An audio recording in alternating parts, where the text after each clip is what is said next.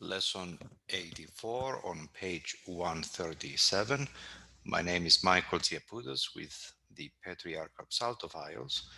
And between now and the time that we start the liturgy, we are going to devote a couple of lessons, one today and the next one next time, talking about some special topics that I think they are important for you in your education becoming a chanter. Now, if you recall, the title of this book is Psaltic Method. Method, it's a systematic way of teaching something, and psaltis or psaltic comes from the word psaltikos, which refers to a psaltis or a chanter. So even though today we are not going to be talking about music per se, theory or practice of music, we are going to talk about some important topics that they are going to give you a holistic education and understanding of what means to be a chanter. The liturgy of, I am going to read and then interject any comments as necessary because I don't want to deviate too much from the book. The liturgy of John the Chrysostom, which we are teaching in this book, is chanted every Sunday of the year. Another liturgy, that of Saint Basil the Great, is celebrated only 10 times a year. The two liturgies are very similar, so understanding and knowing how to chant one gets you about 90% on how to chant the other one. Typikon και taxis. Typikon and taxis. Typikon is a book outlining when, who, and what is chanted throughout the year. When we say when, we mean the actual order of the hymns. When we say who, we mean the priest or the alpha chanter or the Vida chanter. And when we say what, we mean the actual hymns, the actual text that we chant. And that's a matter of typikon. It tells you when, who, and what we chant throughout the year. And that's pretty much set. For most of the Greek-speaking churches throughout the world, typikon is set. Now, taxis is a word that sometimes is used interchangeably with the typikon, but is not quite the same. It's not so set. We don't have a specific formal book about it, even though we know that it contains these softer oral traditions that differentiate you between a traditional chanter and a non-traditional chanter. For example, the issue that the doxology is the last chanted portion of the orthros right before we start the liturgy is a matter of typikon. Typikon regulates that the doxology is chanted at the end of the orthros. Cimeron Soteria is chanted by the Vida chanter, and then Eυλογημένη Βασιλεία του Πατρός belongs to the priest. And that doesn't change. For example, a priest or a local bishop or a chanter cannot decide to chant the doxology at the end of liturgia. It has to be chanted before the liturgia starts. And that's an issue of typikon. Taxis suggests that chanters step down from their analogion during the entire doxology. To be a little bit more specific, when we start Δόξα σοι το δείξαντι το φως, we step down from the analogion, and we do not step back up on the analogion, which is the chanter's stand, until the priest says Ευλογημένη Βασιλεία του Πατρός. Now, this is not really included in the book of Typikon. This is a softer oral tradition, which is part of the taxis, not the Typikon. But we need to respect that as well. Both chanter and priest should adhere to the Typikon and taxis of the Ecumenical Patriarchate. The Typikon now in use is the Typikon of Konstantinos and Violakis, which the Patriarch of Saltophiles have reprinted. You can find that on our website, www.patriarchofsaltophiles.org. We have a page dedicated to all the reprints we have, and Typikon is one of those things you can buy there inexpensively from Amazon. Inexpensively because you buy only for printing and sending the book, but we do not make any profit out of it, so it's pretty inexpensive. And you need to respect the Typikon. I remember when I was a kid, for example, if the two chanters had a disagreement about what to chant, they would open this big black Typikon from Violakis, and they would say, well, you know, Violakis, the Typikon orders, that was the word that they were using, orders, that's what we chant in these Vespers. If there was a disagreement between the priest and one of the chanters, one of them would go and open up the Typikon and say, that's what the Ecumenical Patriarchate orders. And that's how I was raised, and that's how I was indoctrinated, I guess. It's not arbitrary. You cannot discuss these issues. It's not up to you, the chanter, is not up to the priest, is not up to the local bishop. These issues are resolved, and we do not quarrel over them. Okay, so we need to agree that we respect the Typikon and the taxes as much as possible of the Ecumenical Patriarchate. The other thing I want to talk to you about is that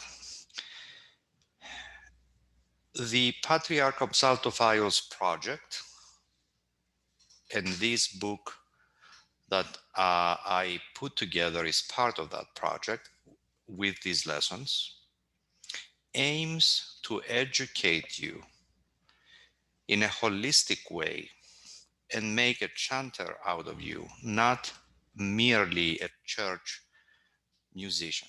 And I am going to read through this thing, and I'm going to explain more if necessary. A psaltist, which we are trying to make you, belongs actually to lower clergy. He's not quite a deacon, he's not even a subdeacon, but chanters and readers, they are ordained in our Orthodox Church.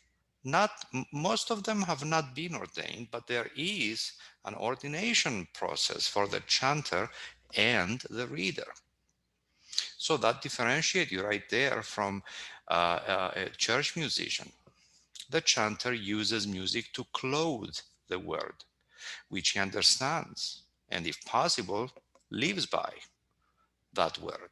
So that differentiates him from merely a church musician. He's a community pillar and teacher, the voice of the congregation, the carrier of the ethos and ephos of an ancient and sacred art crafted by saints. Okay, it's a lot there. Let me explain a little bit.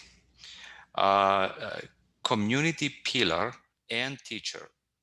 Chanters are placed by church, even by the very early ancient church, on a very visible location. You're up front and center. Everybody's looking at you.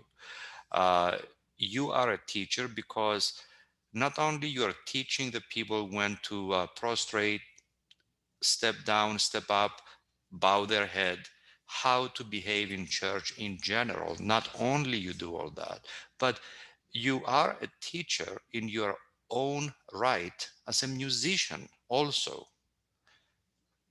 You are also, in the old times, chanters used to be teachers for very small informal schools very far away that the government couldn't afford to pay people to teach. So the priest and the teacher would actually teach the letters using the church books, because they were probably the only two people that they could read in that very small village many years ago. So chanters are teachers of the community. Liturgy, it's a conversation between God and people. And the priest represents God, and you, the chanter, represents the people. So when the priest says something and you say Kyrie eleison or Amen, you're answering to priest on behalf of the people. So you are the voice of the congregation. This sacred art, including the musical aspect of it, Byzantine music, has not been created arbitrarily by some composers of the last 50 or 100 years. It has been crafted by big saints like Romanos Melodos, Saint John of Damascus. Even huge fathers of the church have talked about music and influenced music extensively. So this is not just any other kind of music that you're just learning as a church musician. This is a sacred music that carries the ethos. If you're more curious about what ethos means, I have an article at the appendix of this book that I urge you to study. And the ethos that was that carried with it throughout the centuries. For the chanter, music is a tool, not the purpose. We're not just composing and creating beautiful music. There's nothing wrong with that, but we are much more than that. We are using the music for an end goal, which is to educate, which is to make people remember the words, which is to attract people to come to church with the beauty of music, but it has a deeper underlying fundamental essence to it and the purpose to it. It's not just the music itself. I do not necessarily like the term church musician. I think that it strips uh, Psaltis down to something very basic. And I think Psaltis is something much more encompassing, has a higher purpose than just a church musician. The term church musician carries with it the connotation of being a musician first and foremost, only doing music, quote unquote, for the church.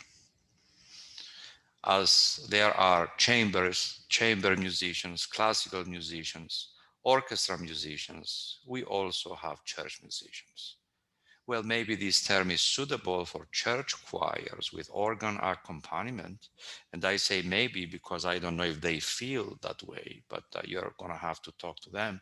They term themselves church musicians. Maybe it is appropriate for them, but I don't want this term to be appropriate for you. I would like you to think of yourselves as something much more encompassing and higher than just a church musician. My approach and the approach of this book is to provide a more holistic education and make you a chanter, not a musician. And I am going to stop here because I don't want to make these lessons too long. Maybe it's going to take me 3 lessons, including this one, until we get to the liturgy. But like I said, I don't want to make them too long. So I am going to stop here and I am going to see you next time. Thank you.